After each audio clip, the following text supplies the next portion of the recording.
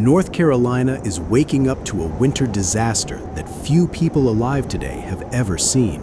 Meteorologists are calling this a once-in-a-generation winter storm, and honestly, that might still be an understatement. A rare collision between brutal Arctic air and a moisture-loaded southern jet stream slammed into the state, dumping historic snowfall from the Blue Ridge Mountains all the way to the coast. Roads vanished, power lines snapped. Daily life across North Carolina came to a complete standstill. This storm didn't just grow, it exploded. Over the weekend, the system intensified at an astonishing pace, rapidly strengthening in a process known as bombogenesis. In simple terms, the storm supercharged itself, breaking snowfall records that had survived for more than 50 years. Governor Josh Stein saw the danger coming early. He declared a statewide emergency a full day before the first snowflake hit the ground. Speaking from the North Carolina Emergency Operations Center, he made it clear this was no ordinary winter event.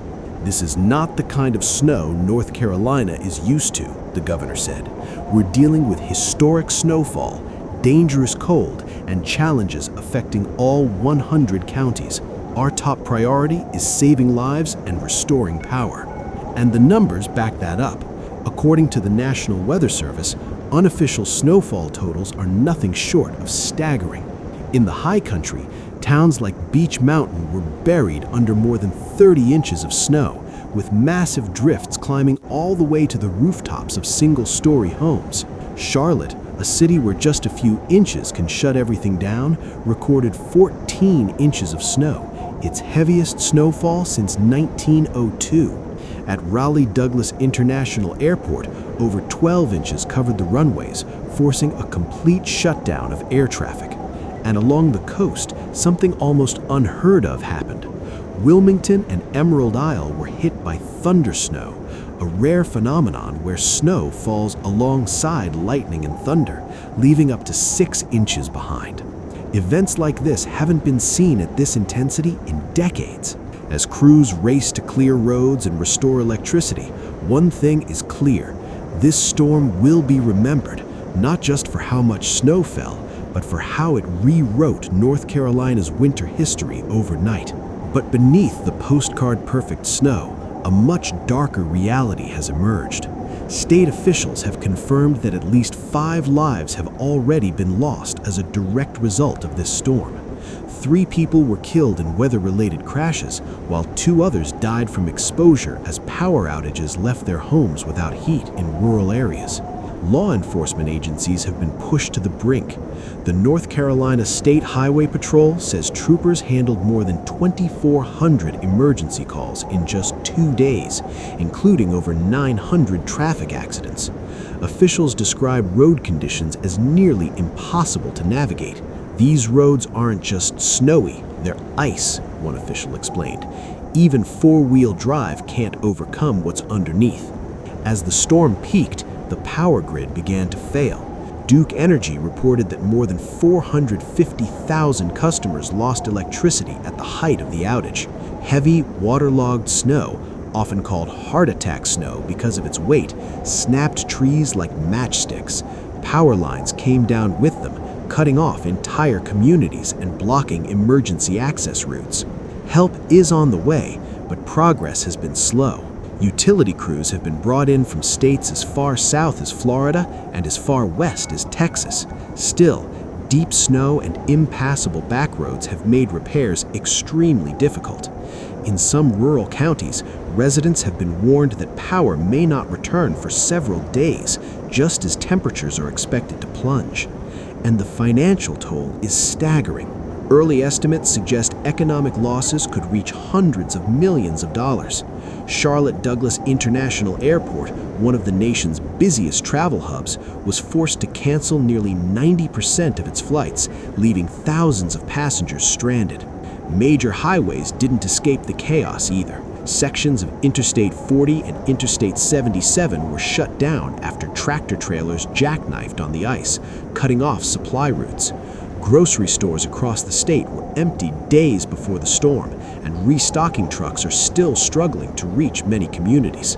And even though the snow has stopped falling, the danger is far from over. A brutal cold wave has settled in, with temperatures expected to fall below zero in the mountains and into the low teens across central North Carolina.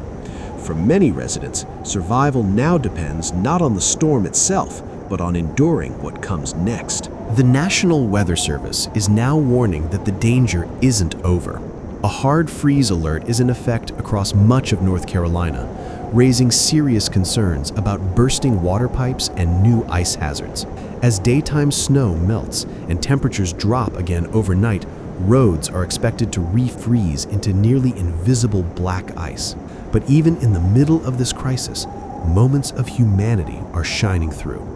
In Greensboro, local Jeep clubs have stepped up, using their vehicles to shuttle doctors, nurses, and hospital staff safely to work. In Raleigh, churches and community centers have opened their doors, offering emergency warming shelters for people without power and for those experiencing homelessness.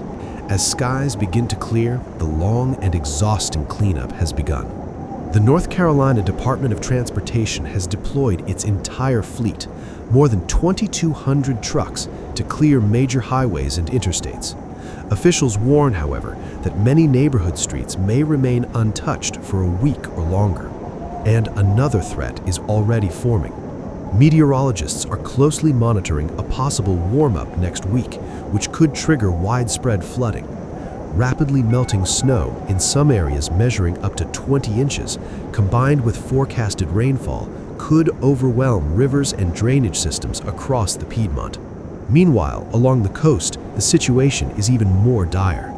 The Outer Banks are facing a devastating recovery effort after a relentless combination of king tides, a powerful nor'easter, and years of coastal erosion tore through oceanfront communities. In places like Rodante and Nags Head, entire rows of vacation homes have been reduced to splintered debris as the Atlantic Ocean continues pushing inland.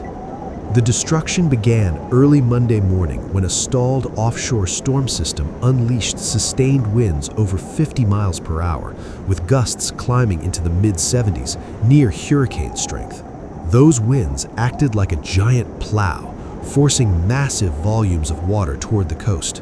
According to the National Weather Service office in Morehead City, storm surge levels reached 4 to 6 feet above ground level. But it wasn't just the water height. It was the relentless pounding of powerful waves that delivered the final blow.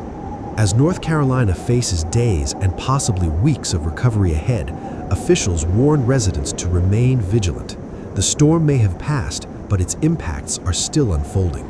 Massive waves, some reaching 15 to 20 feet high, slammed straight into the stilts of elevated beachfront homes. For buildings already weakened by years of erosion, the force was simply too much. One by one, their foundations failed. The most haunting damage came out of Rodante, a small village on Hatteras Island that has increasingly become the front line of coastal collapse. At around 3 o'clock Monday morning, residents reported hearing what sounded like a freight train roaring through the darkness. Moments later came the unmistakable crack and groan of timber tearing apart. One longtime resident described watching his neighbor's deck disappear in a single surge. By the next high tide, the entire kitchen had been ripped free and was floating in the surf. These weren't just houses being lost. These were lifetimes of memories, swept away in minutes. Officials with Cape Hatteras National Seashore have confirmed that at least 4 multi-story homes have completely collapsed into the ocean. Dozens more have been declared unsafe to enter, their foundations too compromised to support human life. Now, the destruction has created a second crisis. Debris from the shattered homes stretches for more than 15 miles along the shoreline. Insulation, wiring, and household chemicals are being carried directly into protected waters, threatening a fragile marine ecosystem. And the Outer Banks' most critical lifeline has been cut once again. North Carolina Highway 12, the only road connecting Hatteras Island to the rest of the state, has been overwhelmed by ocean overwash. Several vulnerable sections, including the infamous S-curves and areas near Buxton, are now buried beneath nearly 3 feet of sand and salt water. Transportation officials say crews are working non-stop, But this isn't a normal cleanup. One spokesperson said, "We're not plowing snow, we're plowing the Atlantic Ocean." With the roadway breached, emergency responders are relying on specialized high-clearance vehicles to reach residents who are now effectively cut off from the mainland. As recovery efforts continue, this disaster has reignited a fierce and emotional debate, one that North Carolina has faced again and again. How long can the Outer Banks be protected from a rising ocean, and at what cost? For the communities living on the edge of the sea, that question is no longer theoretical. It's happening in real time. Experts say what's happening along the Outer Banks is not a surprise. Geologists from East Carolina University have warned for years that rising sea levels, combined with stronger and more frequent storms, are making oceanfront living in these high-risk zones increasingly unsustainable. In some areas, the vegetation line, the legal boundary that determines where homes can be built, has moved so far inland that houses are now sitting where the ocean legally belongs. As one coastal scientist put it, the ocean doesn't recognize property lines. Barrier islands are meant to move and reshape themselves over time. The problem is that the houses aren't moving with them. The financial fallout is expected to be severe. Many of the destroyed homes were high-end vacation rentals that generated major tax revenue for Dare County. But when those houses collapse into the sea, the cleanup costs often fall back on taxpayers. Removing debris from a single collapsed home can exceed $50,000, and that's when insurance or federal aid runs out. County officials are now urging the public to stay away. The Dare County Emergency Management Office has issued a strong warning against disaster tourism. Debris floating near the shore, including sharp nails, broken beams, and twisted metal, creates deadly conditions for anyone walking the beach or entering the water near the collapse zones. While no deaths have been reported from this latest coastal surge, the emotional toll is unmistakable. For many residents, the reality is sinking in that rebuilding may never be allowed. One longtime homeowner summed it up quietly, staring out at the restless Atlantic. "You know the risks when you buy a piece of paradise, but you never expect to see the ocean where your living room used to be." And the threat isn't over yet. Meteorologists warned that another high tide cycle later tonight could bring even more damage. With protective dunes already flattened, many of the remaining homes now stand completely exposed, with nothing left to slow the sea. At the same time, inland North Carolina was facing a different kind of survival test. What began as a typical winter evening quickly turned into a crisis on Saturday night, January 31st, as a powerful bomb cyclone crippled the state's transportation network. The most dramatic breakdown occurred on Interstate 85 northbound, where a relatively minor crash spiraled into total gridlock.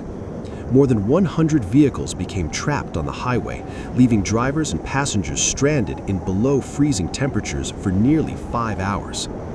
As the storm's impacts continue to unfold, from the mountains to the coastline, North Carolina is confronting a sobering reality. This disaster isn't just about weather, it's about vulnerability, and about how thin the line can be between normal life and survival. The chain reaction began just after 4:30 Saturday afternoon near mile marker 62 in Cabarrus County, just north of Charlotte. According to state troopers, it started with a relatively minor crash, a semi-truck and a Jeep, no serious injuries reported. Under normal conditions, it would have been cleared quickly, but conditions were anything but normal. Heavy snow was falling fast in the Kannapolis area, piling up at nearly an inch an hour. Within minutes, the road surface disappeared beneath 9 to 11 inches of snow and ice. As drivers slowed to maneuver around the wreck, vehicles lost the momentum they needed to keep moving. One by one, tires spun out, trucks jackknifed, cars stalled. In a matter of minutes, Interstate 85 turned into a frozen parking lot. More than 30 tractor-trailers and roughly 70 passenger vehicles became completely immobilized, stretching for nearly 3 miles. Drivers were trapped in place as temperatures dropped and daylight faded. The situation escalated so quickly that the governor ordered emergency action. North Carolina Emergency Management and the National Guard were deployed to the scene. 6 heavy-duty guard vehicles, along with specialized towing crews from Cabarrus County and nearby areas, were sent in to begin digging people out. Officials later explained that standard snowplows simply couldn't reach the stranded vehicles. The interstate itself had become impassable. Images released by local fire crews showed a chilling scene, a long, silent line of vehicles disappearing into the snow, with drivers huddled inside their cars trying to stay warm. And this was just one piece of a much larger crisis. By Sunday afternoon, state troopers had responded to more than 1,000 crashes across North Carolina. 2 storm-related deaths were confirmed statewide, though officials have not released further details. Air travel was hit just as hard. Charlotte Douglas International Airport canceled roughly 800 flights, and at the height of the storm, American Airlines issued a full ground stop. In another close call, a semi-truck became stuck on railroad tracks in Gastonia and was struck by a train. The driver managed to escape moments before impact, miraculously without injury. By 9:30 Saturday night, the lanes of I-85 were finally reopened, but the danger didn't disappear, it just changed form. As temperatures plunged into the teens, meteorologists warned that melting snow would refreeze into black ice, creating nearly invisible hazards on untreated roads. Governor Josh Stein urged residents to stay off the roads the following Monday to give crews time to clear secondary routes. "This is a record-breaking storm," he said. "The safest place you can be is at home. If you absolutely must drive, keep a full tank of gas, a charged phone, and a blanket in your vehicle." Even now, the ripple effects continue. More than 30 tractor-trailers were delayed by the shutdown, disrupting supply chains and deliveries across the region, impacts that could last for days. This storm didn't just test North Carolina's infrastructure, it tested patience, preparedness, and resilience. If you found this report informative, consider subscribing to the channel for more in-depth coverage like this. Sharing this video helps others stay informed, especially those who may be affected next. And if this breakdown helped you understand what really happened, tapping the like button makes a bigger difference than you might think. Thanks for watching. Stay safe, and we'll see you in the next update.